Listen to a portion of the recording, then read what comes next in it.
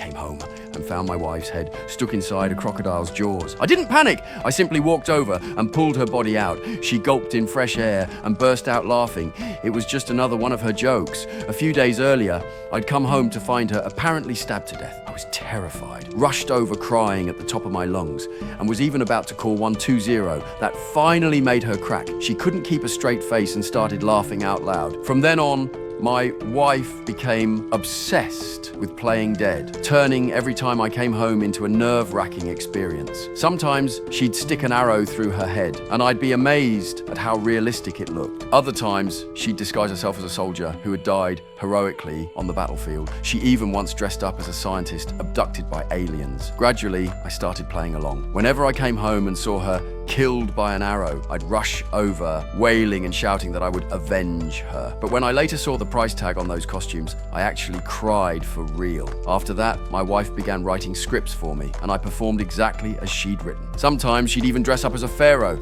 announcing she was about to place a curse on me. Day after day, though, I grew a little tired of it and asked her to stop pretending to die. One day, I came home and found that she wasn't playing dead anymore. Instead, she was acting like a ghost. She even put on an Ultraman mask and pretended to be Ultraman. Watching this, I didn't know whether to laugh or cry, but I still couldn't understand why my wife loved joking around so much. Then one day, my father-in-law fell ill and we went back to visit him. He told me that after my mother-in-law passed away, my wife used to play hide and seek with him every single day, just to make him smile. In that moment, I realized that my wife had always been loving me in her own way. Because I felt anxious and weighed down, she did everything she could to cheer me up. So I decided to return the favor. One day when she came home from work, she found me stabbed and lying on the floor. She was terrified and ran over, crying loudly.